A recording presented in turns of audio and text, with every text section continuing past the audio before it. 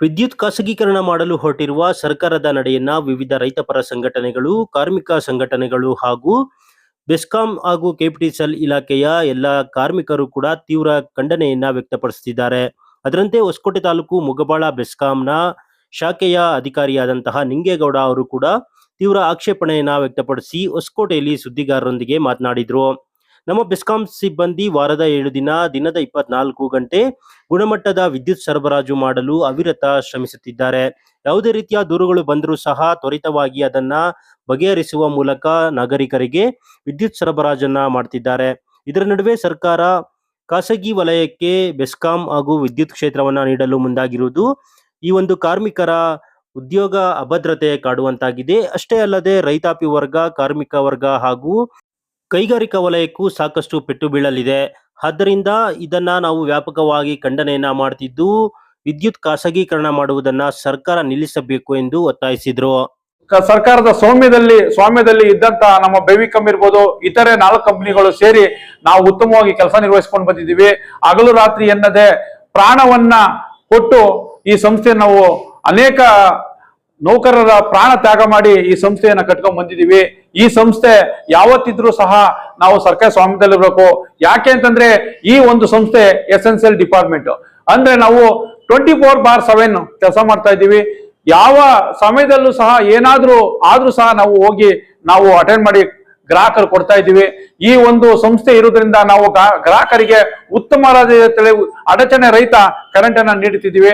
ಹಾಗಾಗಿ ಈ ಒಂದು ನಮ್ಮ ಎಲ್ಲಾ ಕಂಪನಿಗಳು ಖಾಸಗಿ ತೆಕ್ಕೆಗೆ ಹೋಗದೆ ನಮ್ಮ ಸರ್ಕಾರದ ಅಧೀನದಲ್ಲಿ ಇತ್ತು ಅಂತಂದ್ರೆ ನಾವು ಗ್ರಾಹಕರಿಗೆ ಅನೇಕ ಸ್ಕೀಮ್ಗಳಿದೆ, ಫ್ರೀ ಸ್ಕೀಮ್ಗಳಿದೆ. ಗೃಹ ಜ್ಯೋತಿ ಇರ್ಬೋದು, ಕುಟೀರ ಜ್ಯೋತಿ ಇರ್ಬೋದು, ಎಲ್ಲಾ ಜ್ಯೋತಿಗಳನ್ನು ಜೊತೆಗೆ ನಮ್ಮ ಇನ್ಫ್ರಾಸ್ಟ್ರಕ್ಚರ್ಗಳನ್ನ, ಟ್ರಾನ್ಸ್ಫಾರ್ಮರ್ಗಳನ್ನ ಘನ ಸರ್ಕಾರದಿಂದ ಉಚಿತವಾಗಿ ಗಂಗಾ ಕಲ್ಯಾಣ ಒಂದು ಯೋಜನೆ ಅಡಿಯಲ್ಲಿ ನೀಡ್ತಾ ಇದ್ದೀವಿ.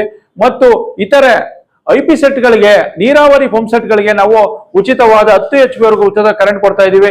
ಈ ಎಲ್ಲಾ ಸವಲತ್ತುಗಳು ಮುಂದುವರಿಬೇಕಂತಂದ್ರೆ ನಮ್ಮ ಒಂದು ಕಂಪನಿಯು ಸಹ ಗೌರ್ಮೆಂಟ್ ಸೆಕ್ಟರ್ ಅಲ್ಲೇ ಇರಬೇಕು.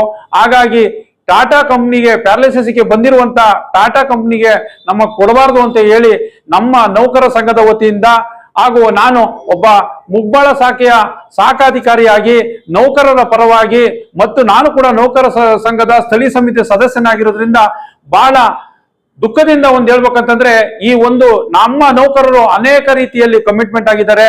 ಈ ಸಂಸ್ಥೆಯನ್ನ ನಂಬಿ ತನ್ನ ಕುಟುಂಬವನ್ನ ಕಟ್ಕೊಂಡಿದ್ದಾರೆ. ಆ ಕುಟುಂಬವನ್ನ ಜೀವನ ಮಾಡ್ಬೇಕು ಅಂದ್ರೆ ಈ ಸೋಮ್ಯದಲ್ಲಿ ಇದ್ರೆ ಮಾಡಕ್ಕಾಗತ್ತೆ. ಈಗ ನಮ್ಮ ಖಾಸಗಿ ಕಂಪನಿ ಏನಾದ್ರೂ ಬಂದ್ರೆ ನಮ್ಗೆ ಆಗುವಂತ ಪರಿಣಾಮಗಳು ಏನಂತಂದ್ರೆ, ಒಂದು ಉದ್ಯೋಗ ಅಭದ್ರತೆ ಉಂಟಾಗುತ್ತೆ. ತದನಂತರ ಮೀಸಲಾತಿ ಏನಿತ್ತು, ಈಗ ನೆಕ್ಸ್ಟ್ ಬರುವಂತ ಪ್ರೈವೇಟ್ ಬಂದಾಗ ಯಾರು ಎಷ್ಟು ಮಾರ್ಕ್ಸು ಒಳ್ಳೆ ಕುಟುಂಬದವನಿಗೆ ಸಿಗುತ್ತೆ ಹೊರತು ಕಟ್ಟೆ ಕಡೆಯ ವ್ಯಕ್ತಿಗೆ ಸಿಗೋದಿಲ್ಲ. ಹಾಗಾಗಿ ನಮ್ಗೆ ಅದು ಒಂದು ಕೂಡ ಪರಿಣಾಮ ಬೀಳ್ತದೆ. ಜೊತೆಗೆ ಈಗ ನಮ್ಮ ಸ್ಥಳೀಯರಿಗೆ ಏನು ನೌಕರಿ ಸಿಗ್ತಾ ಇದೆ ಕರ್ನಾಟಕ ರಾಜ್ಯದಲ್ಲಿ, ಅದನ್ನ ತಪ್ಪು ಬೇರೆ ರಾಜ್ಯದ ನೌಕರಿಗೆ ಕೆಲಸ ಸಿಗ್ತದೆ.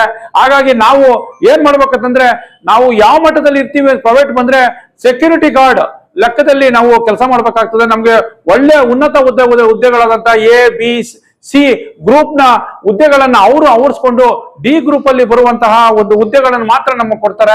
ಹಾಗಾಗಿ ನಾವು ಆ ಪ್ರೈವೇಟ್ ಕಂಪ್ನಿ ಬರಬಾರದು ಅಂತ ಹೇಳಿ ನಾವು ಇವತ್ತಿಂದ ಎಲ್ಲ ನಾವು ಅನೇಕ ವರ್ಷಗಳಿಂದ ಪ್ರಾಮಾಣಿಕವಾಗಿ 24/7 ನಾವು ಡ್ಯೂಟಿಯನ್ನ ಮಾಡ್ಕೊಂಡು ಬಂದಿದ್ದೀವಿ, ಕೆಲಸ ನಿರ್ವಹಿಸಿದ್ವಿ. ಇನ್ನು ಮುಂದೆ ಸಹ ನಾವು ಇದೇ ತರ ಕಾರ್ಯನಿರ್ವಹಿಸಿ ನಾವು ಈ ಸರ್ಕಾರದ ಮಟ್ಟಿಗೆ ತಲುಪೋವರೆಗೂ ಸಹ ನಾವು ಹೋರಾಟವನ್ನ ಮಾಡಿ ನಾವು ಇದನ್ನ ನಾವು ಗೌರ್ಮೆಂಟ್ ಸೆಕ್ಟರ್ ಉಳಿಸ್ಕೊಳ್ಳಕ್ಕೆ ಎಲ್ಲ ಪ್ರಾಮಾಣಿಕ ಪ್ರಯತ್ನವನ್ನ ಮಾಡ್ತೀನಿ ಅಂತ ಹೇಳಿ ಈ ಒಂದು ನಮ್ಮ ಮಾನ್ಯ ಕೆಪಿಟಿಸಿಎಲ್ ಯೂನಿಯನ್ ನ ಕೇಂದ್ರ ಸಮಿತಿ ಸದಸ್ಯರಾದ ನಮ್ಮ ಶಿವಣ್ಣರ ಅಧ್ಯಕ್ಷತೆಯಲ್ಲಿ ಇವತ್ತೇನು ನಮ್ಮ ಪ್ರತ್ಯೇಕ ಕರೆದಿತ್ತು, ಅಧ್ಯಕ್ಷರಲ್ಲಿ ನಾನು ಈ ಒಬ್ಬ ಸದಸ್ಯನಾಗಿ, ನೌಕರ ಸಂಘದ ಸದಸ್ಯನಾಗಿ ಹಾಗೂ ಒಂದು ಮುಗ್ಬಾಳ ಶಾಖೆಯ ಶಾಖಾಧಿಕಾರಿಯಾಗಿ ನಾನು ಕೇಳ್ಕೊಳ್ತೀನಿ.